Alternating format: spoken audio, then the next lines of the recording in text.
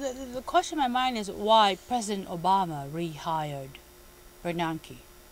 What do you think? I don't know. I don't think Ron Paul as president would have rehired him. Yeah. And I think that lots of things. I believe that the current health bill going through is very well-meaning and will help people. But I don't think we can have a health bill and have wars like we have. And that was one of the things that Joseph Stiglitz, who won the Nobel Prize in economics, and Ron Paul have been saying. You can't afford all these wars and have a health plan and then do all these other things. You see that the impact on the U.S. dollar. When we spoke a year ago, the dollar was 126 to the euro. Right. It went to 151, and now it's back to 146. It's got a little stronger. Well, what do you think? I mean, looking forward to a new year, what do you think the president is missing here?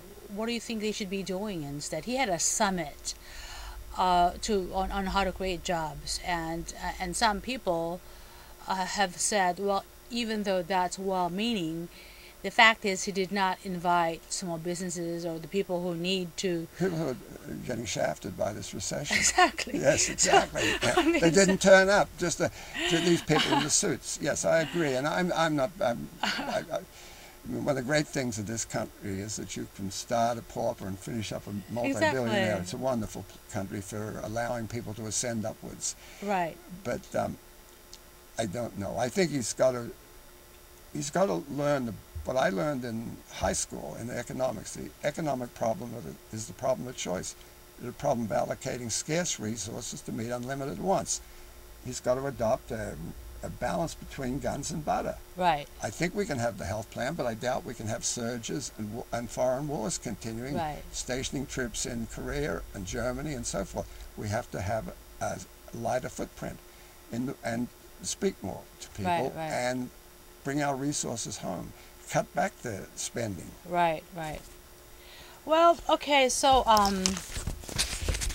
anyway, the whole economic situation is a very frustrating one for a lot of people. Yes. I mean, and obviously the president and Congress have to start seriously looking at making some changes, because 2010 is mid-year election, and what's going to drive the election in the country would be where the economy is going, how the average person is being impacted by this continuing economic problem.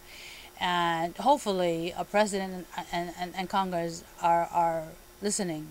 The polls are starting to reflect that, look, you're not as popular as you used to be, and people are really worried, and are not happy with the way things are. You cannot keep on saying, well, things are going to get worse. Well, you can say that it's a lot easier when you're doing very well economically, when you live in the White House. Yeah. With Air Force One traveling all over the world, to say, well, it's going to get worse for you guys before it gets better. It's like, okay, well, you don't seem to be doing worse. You're doing great. So I think that's going to be what's going to be the driving force in the coming mid-year election.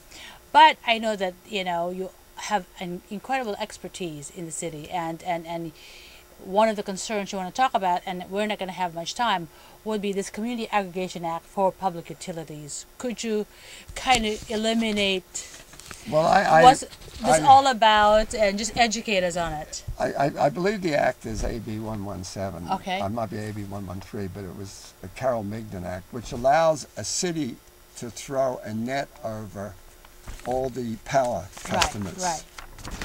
And these customers then become part of the city's, the city becomes the power supplier, and it figures out where to buy the power and how to allocate the power and so forth and so on. We've had a number of ballot measures to municipalize power in San Francisco, and they've all failed, and heavy spending by PG&E. And trust me, I'm no lover of PG&E like many residents, but I think that we already have the right to sell power under the 1913 Raker Act as a municipal provider. I think it's mandated that we do that. In 1940, in the Supreme Court hearing where they told the PUC, San Francisco Public Utilities, or the city of San Francisco then, you may not sell Hetch Hetchy water or power to an investor-owned utility for resale. Right. Be clear on that. Go out and compete. So I think we should do that.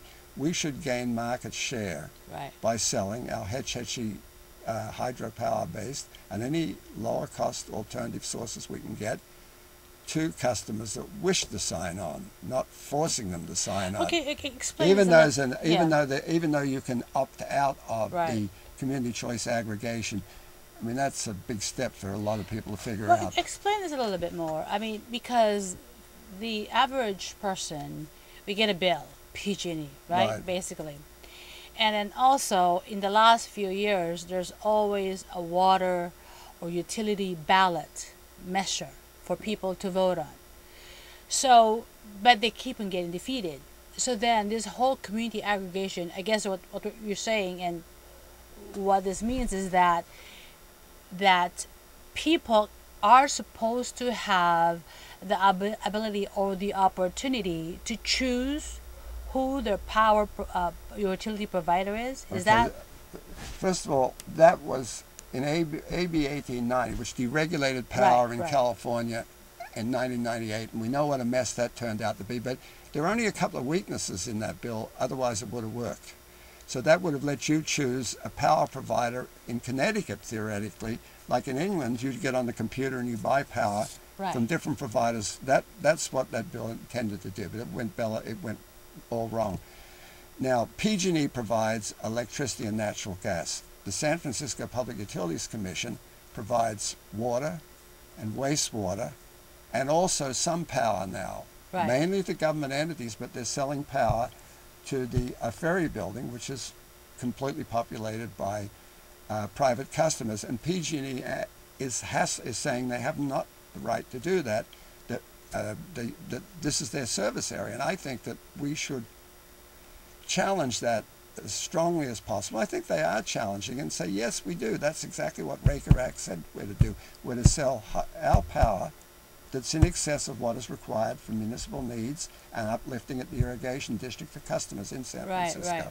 And but we've also voted against the city taking over the whole power service area, and I would be against that because as a member of the Revenue Bond Oversight Committee, I don't want to give them any more money. I want them to be lean and mean and redesign their business model and lower rates. But we're looking at major rate increases, and we talked about this the last time as a result of the Master Water Sales Agreement, which we gave away a lot of our Hetch Hetchy rights to the peninsula. 10% cutback. Okay, I think we're running out of time.